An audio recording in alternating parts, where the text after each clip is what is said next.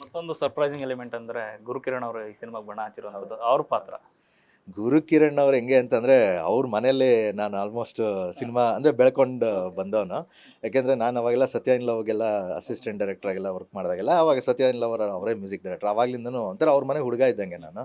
So usually ಅವ್ರು ಎಲ್ಲೂ cinema ಕ್ಯಾರೆಕ್ಟ್ರೇ ಮಾಡಿಲ್ಲ. ಅವ್ರು ಯಾವುದು ವಿಷ್ಣು ಸರ್ ಜೊತೆಗೆ ಒಂದು ಅಪಿಯರೆನ್ಸ್ ಬಿಟ್ಟರೆ ನಾನು ಕಷ್ಟಪಟ್ಟು ಹೋಗಿ ಅವ್ರಿಗೆ ಕ್ಯಾರೆಕ್ಟ್ರ್ ಹೇಳಿ ಒಪ್ಪಿಸಿ ನೀವು ಯಾಕೆಂದರೆ ಅವರು ಆ್ಯಕ್ಟಿಂಗ್ ತುಂಬ ಅವರು ಆ ಒಂದು ಇನ್ನೋಸೆನ್ಸ್ ಅವರ ತುಂಬ ಚೆನ್ನಾಗಿದೆ ಅವರ ಎಕ್ಸ್ಪ್ರೆಷನ್ಲಿ. ಆ ಒಳ್ಳೆ ಆ್ಯಕ್ಟ್ರು ಕೂಡ ಅವರು. ಸೊ ಹಾಗಾಗಿ ಅವ್ರನ್ನ ಒಪ್ಪಿಸಿ ಕರ್ಕೊಂಡು ಬಂದು ಈ ಸಿನಿಮಾದಲ್ಲಿ ಒಂದು ಸ್ಪೆಷಲ್ ಅಪಿಯರೆನ್ಸ್ ಅಂತ ಹೇಳ್ಬೋದು ಅವರು ಇದನ್ನು ಮಾಡಿದ್ದಾರೆ. ಏನಂತ ಹೇಳಿದ್ರೆ ಮೊದಲಿಗೆ ಪಾತ್ರವನ್ನ ಈ ಥರದೊಂದು ಅಪ್ರೋಚ್ ಕೊಟ್ಟಾಗ ಅವ್ರು? ಅವ್ರು ಆ್ಯಕ್ಚುಲಿ ಮಾಡಲ್ಲ ಅಂದರೆ ಕರ್ವಾದಲ್ಲೇ ಮಾಡಿಸ್ಬೇಕಾಗಿತ್ತು ನಾನು. ಆ್ಯಕ್ಚುಲಿ ಕರ್ವಾದಲ್ಲಿ ಶ್ರೀನಿವಾಸ್ ಪ್ರಭು ಒಂದು ಕ್ಯಾರೆಕ್ಟರ್ ಮಾಡಿದ್ರು. ಆ ಕ್ಯಾರೆಕ್ಟ್ರು ಇವ್ರು ಮಾಡಿಸ್ಬೇಕಂತಿದ್ದು. ಸೊ ಅವಾಗ ಸ್ವಲ್ಪ ಬ್ಯುಸಿ ಇದ್ರು. ದೆನ್ ಇವಾಗ ನನ್ನ ಮೇಲೆ ಅವ್ರಿಗೊಂದು ಸ್ವಲ್ಪ ಟ್ರಸ್ಟ್ ಬಂತು ಆಫ್ಟರ್ ಕರ್ವಾ ಎಲ್ಲ ಗೆದ್ದ ಮೇಲೆ. ಓಕೆ ಇವನೇನೋ ಮಾಡ್ತಾನೆ ಅಥವಾ ಇವ್ನ ಸಿನಿಮಾದಲ್ಲಿ ಮಾಡಿದ್ರೆ ಏನೋ ಒಂದು ಸ್ಪೆಷಲ್ ಆಗಿರುತ್ತೆ ಅನ್ನೋ ಒಂದು ಇದಿತ್ತು. ಸೊ ಕ್ಯಾರೆಕ್ಟ್ರು ಹೋಗಿ ಹೇಳಿದ್ಮೇಲೆ ಇನ್ನೂ ಇಂಪ್ರೆಸ್ ಆದರು. ಖಂಡಿತ ಮಾಡ್ತೀನಿ ಅಂತ ಅಂದ್ಬಿಟ್ಟು. ಸೊ ಎಲ್ಲ ಶರಣ್ ಸರ್ ಜೊತೆಗೆಲ್ಲ ಕಾಂಬಿನೇಷನ್ಸ್ ಎಲ್ಲ ಇತ್ತು. ತುಂಬ ಚೆನ್ನಾಗಿ ವರ್ಕ್ ಆಗಿದೆ ಸೀನ್ ಅದು ಆ್ಯಕ್ಚುಲಿ. ಟೆಕ್ನಿಕಲಿ ತುಂಬಾ ದೊಡ್ಡ ಮಟ್ಟದ ಸೌಂಡ್ ಆಗುತ್ತೆ ಅಂತ ಅನ್ಸುತ್ತೆ ಆಫ್ಟರ್ ರಿಲೀಸ್ ಆದ್ಮೇಲೆ. ಯಾಕಂದ್ರೆ ಈಗಷ್ಟೇ ಹೆಸರುಗಳು ಒಂದೊಂದಾಗಿ ನೋಡ್ತಾ ಬರ್ತಿರುವಾಗ ರಸಲ್ ಪುಕುಟೆ ಅವರು ಮತ್ತೆ ಡಿಯೋಪ್ ಅವ್ರ ವಿಚಾರ ಆಗಲಿ, ಈ ಥರ ಎಲ್ಲ ತುಂಬ ದೊಡ್ಡ ಟೆಕ್ನಿಷಿಯನ್ಸ್ ಇದ್ದಾರೆ. ಸೊ ಅವರ ಒಂದು ಕೊಲಾಬರೇಷನ್ ಹೆಂಗೆ ಸ್ಟಾರ್ಟ್ ಆಯ್ತು ಅಂತ? ಅದೇನೆ ಇವಾಗ ನಾವು ಅದೇ ನೀವು ಹೇಳ್ದಂಗೆ ದೊಡ್ಡದು ಮಾಡಬೇಕು ಅಂದಾಗೆ ದೊಡ್ಡ ದೊಡ್ಡ ಟೆಕ್ನಿಷಿಯನ್ಸ್ಗಳನ್ನೇ ನಾನು ಆಯ್ಕೆ ಮಾಡ್ಕೋಗಿದ್ದು ಬಂತು. ಮೊದಲನೇದಾಗಿ ಹೇಳಬೇಕು ಅಂತಂದರೆ ನಮ್ಮ ಪ್ರೊಡ್ಯೂಸರ್ಗೆ ಥ್ಯಾಂಕ್ಸ್ ಹೇಳಬೇಕು. ಅವ್ರಿಗೆ ಎಷ್ಟು ಪ್ಯಾಷನ್ ಇದೆ ಅಂತ ಅಂದ್ಬಿಟ್ಟು ಈ ಸಿನಿಮಾ ನೋಡಿ ನಿಮಗೆ ಗೊತ್ತಾಗುತ್ತೆ. ಆ್ಯಕ್ಚುಲಿ ಒಂದೊಂದು ಟೆಕ್ನಿಷಿಯನ್ಸ್ ಕೇಳಿದಾಗ ಅವರೆಲ್ಲ ಆ ಲೆವೆಲಲ್ಲಿರೋ ಟೆಕ್ನಿಷಿಯನ್ಸ್ಗಳು. ರವಿ ವರ್ಮ ಆಗಿರಲಿ, ಅವರೇನು ಫ್ರೀ ಆಗಿರೋರು ಅಂತಾರಲ್ಲ, ರಸೂಲ್ ಪುಕಟ್ಟಿ ಅವರಾಗಿರಲಿ ಅಥವಾ ನಮ್ಮ ಅನೂಪ್ ಆಗಿರಲಿ, ಎಲ್ಲ ತುಂಬ ದೊಡ್ಡ ದೊಡ್ಡ ಮಟ್ಟಿಗಿದೆ. ಅವ್ರನ್ನೆಲ್ಲ ಕರ್ಕೊಂಬಂದು ಅವ್ರನ್ನ ಡೇಟ್ ಹೊಂದಿಸಿ ಅವ್ರಿಗೆ ಅಂತ ರೆಮ್ಯುನರೇಷನ್ ಕೊಟ್ಟು ಕರ್ಕೊಂಬಂದು ನಾವು ಮಾಡಿಸೋದಿದೆಯಲ್ಲ, ಅದಕ್ಕೆಲ್ಲ ವಿತೌಟ್ ಪ್ರೊಡ್ಯೂಸರ್ ಅವರಷ್ಟು ನನಗೆ ಸಪೋರ್ಟ್ ಮಾಡಿರೋದು ಇನ್ನು ಯಾರಿಲ್ಲ. ಅವರೇ ಕಾರಣ ಇದಕ್ಕೆಲ್ಲ. ಇಲ್ಲ ಅಂದಿದ್ರೆ ಈ ಕ್ವಾಲಿಟಿ ಈ ಒಂದು ರಿಚ್ನೆಸ್ಸು ಬರೋಕ್ಕೆ ಸಾಧ್ಯನೇ ಇಲ್ಲ ನಮ್ಮ ಪ್ರೊಡ್ಯೂಸರ್ ಇಲ್ಲ ಅಂತಂದರೆ. ಹಾಗಾಗಿ ಇದ್ರ ಜೊತೆಗೆ ಹಾರರ್ ಸಿನಿಮಾಗಳು ಅಂತಂದ್ರೆ ಆ ಲೊಕೇಶನ್ಸ್ ತುಂಬ ಮ್ಯಾಟರ್ ಆಗುತ್ತೆ. ಸೊ ಇಲ್ಲಿ ನೋಡಿದಾಗ ಒಂದು ರೀತಿ ಇಡೀ ಭಾರತವನ್ನು ನೋಡ್ದಂಗೆ ಆಗುತ್ತೆ. ಯಾಕಂದರೆ ಒಂದಷ್ಟು ಟ್ರಾವೆಲ್ ಬರ್ತಾ ಇದೆ. ಯಾಕಂದರೆ ಉತ್ತರಾಖಂಡ್ ಇರಲಿ, ಅಲ್ಲೇ ಒಂದು ಕೋಲ್ಡ್ ಹಿಮ ಆಗಲಿ, ಆ ಥರದೊಂದು ವಿಸುವಲ್ಸ್ ಎಲ್ಲ ಇದೆ. ಸೊ ಎಲ್ಲೆಲ್ಲಿ ಶೂಟ್ ಆಗಿದೆ ಅಂತ? ಈ ಸಿನಿಮಾನ ಬೆಂಗಳೂರಲ್ಲಿ ಶೂಟ್ ಮಾಡಿದ್ದೀವಿ. ಸೆಟ್ ಹಾಕಿ ಇಲ್ಲೇ ಮಾಡಿದ್ದೀವಿ.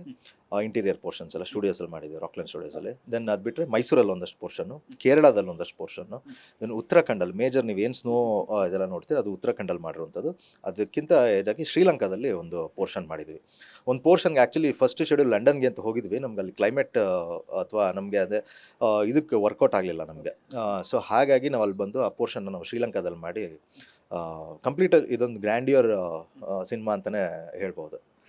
ಈ ಥರ ಎಲ್ಲ ಅಂದ್ಕೊಂಡಂಗಿದ್ರೆ ಈ ತಿಂಗಳೇ ಸಿನಿಮಾ ರಿಲೀಸ್ ಆಗಬೇಕಾಗಿತ್ತು. ಬಟ್ ಕರ್ವಾ ಥಿಯೇಟ್ರ್ನಲ್ಲಿ ಸಿಂಗಲ್ ಸ್ಕ್ರೀನ್ ಥಿಯೇಟ್ರ್ಗಳಲ್ಲಿ ತುಂಬ ದೊಡ್ಡ ಒಂದು ಮ್ಯಾಜಿಕನ್ನು ಮಾಡಿತ್ತು. ಸೊ ಈ ಸರಿ ಚೂಮಂತರ್ಗೆ ಯಾವ ರೀತಿ ಒಂದು ವ್ಯವಸ್ಥೆಗಳು ಮಾಡ್ತಾ ಇದ್ದೀರಿ ಅಂತ ಉಂಟು?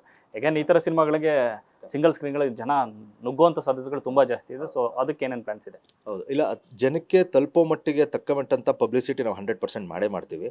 ಸೊ ನಮ್ಮ ಮೈನ್ ಇಂಟೆನ್ಷನ್ ಬಂದು ಟ್ರೈಲರ್ ರಿಲೀಸ್ ಮಾಡಿ ಟ್ರೈಲರ್ ಯಾವ ಮಟ್ಟಕ್ಕೆ ರೀಚ್ ಆಗುತ್ತೆ, ಜನ ಅದನ್ನು ಎಷ್ಟು ಇಷ್ಟಪಡ್ತಾರೆ, ಎಷ್ಟು ವ್ಯೂಸ್ ಹೋಗುತ್ತೆ, ಅದನ್ನು ಜನ ಎಷ್ಟು ಕಮೆಂಟ್ಸ್ ಮಾಡ್ತಾರೆ. ಸೊ ಅವರೇ ನಮಗೆ ಆ್ಯಕ್ಚುಲಿ ಥಿಯೇಟ್ರಿಗೆ ಬರೋವಂಥವ್ರು. ಸೊ ಅವ್ರಿಗೆ ಟ್ರೈಲರ್ ಇಷ್ಟ ಆಯಿತು ಖಂಡಿತ ಥಿಯೇಟ್ರಿಗೆ ಬಂದೇ ಬರ್ತಾರೆ ಜನ ಅಂತ ಅನ್ನೋದು ನನಗೆ ಹೋಪ್ ಇದೆ.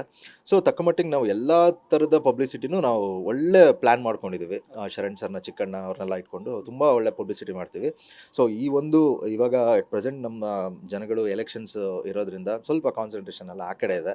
ಅದು ಅಲ್ಲದೆ ನಮ್ಮ ಒಂದು 2-3 ಲ್ಯಾಂಗ್ವೇಜಲ್ಲಿ ಮಾಡಬೇಕು ಅಂದರೆ ನಮಗೂ ಒಂದಷ್ಟು ಟೈಮ್ ಬೇಕಾಗಿತ್ತು.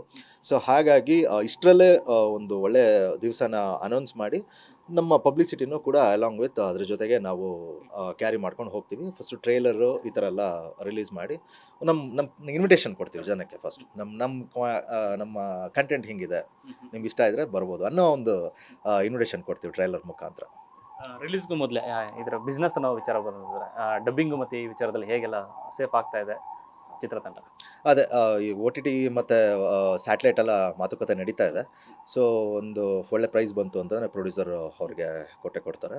ಸೊ ಅದು ಬಿಟ್ಟರೆ ಅದೇ ಡಬ್ಬಿಂಗ್ ನಾನು ಆಗಲೇ ಹೇಳ್ದಂಗೆ ಒಂದು 2-3 ಲ್ಯಾಂಗ್ವೇಜಲ್ಲಿ ಡಬ್ ಮಾಡಿ ಅವ್ರು ರಿಲೀಸ್ ಮಾಡ್ಕೊಳ್ಳೋ ಥರ ನಡೀತಾ ಇದೆ ಆಲ್ರೆಡಿ. ಸೊ ಬಂದರೆ ಎಲ್ಲ ಲ್ಯಾಂಗ್ವೇಜಲ್ಲೂ ಮತ್ತು Kannada at a time release ಆಗೋ ಥರನೇ ಪ್ಲ್ಯಾನ್ ಇರೋದು. ಇಲ್ಲಿ ರಿಲೀಸ್ ಆಗಿ ಆಮೇಲೆ ಅಲ್ಲಿ ಒಂದು ವಾರ ಆ ಥರ ಮಾಡಲ್ಲ. ಯಾಕೆಂದರೆ ನಿಮಗೆಲ್ಲ ಪೈರಸಿ ಎಲ್ಲ ಸ್ವಲ್ಪ ಪ್ರಾಬ್ಲಮ್ ಆಗುತ್ತೆ. ಸೊ ಹಾಗಾಗಿ ರಿಲೀಸ್ ಆಯಿತು ಅಂದರೆ ಎಲ್ಲ ಒಂದೇ ದಿವಸ ರಿಲೀಸ್ ಆಗೋ ಪ್ಲ್ಯಾನಲ್ಲೇ ಮೇಲೆ ನಡೀತಾ ಇದೆ sir. Super, thank you so much. ಅಂದರೆ ಕನ್ನಡದಕ್ಕೊಂದು ಸಿನಿಮ್ಯಾಟಿಕ್ ಯೂನಿವರ್ಸನ್ನು ತರ್ತಾ ಇದ್ರಿ ಹಾರರ್ ಸಿನಿಮಾ ಮೂಲಕ. ಸೊ ಚೂಮಂತರ್ ಹಿಂದಿನ ಸಿನಿಮಾ ಏನು ಗೆಲುವು ಸಾಧಿಸಿದೋ ಅದೇ ಥರ ಅದರ ಡಬಲ್ ಈ ಸಿನಿಮಾ ಚೂಮಂತರ್ ದೊಡ್ಡ ಸಕ್ಸಸ್ ಆಗಲಿ, ಒಳ್ಳೇದಾಗಲಿ. Thank you Navneet. Thank you. ಇದಿಷ್ಟು ನವನೀತ್ ಅವರ ಮಾತು. ಕ್ಯಾಮ್ರಾ ಪರ್ಸನ್ ನವೀನ್ ಜೊತೆ ಲೋಕೇಶ್, ನ್ಯೂಸ್ ಫಸ್ಟ್ ಬೆಂಗಳೂರು.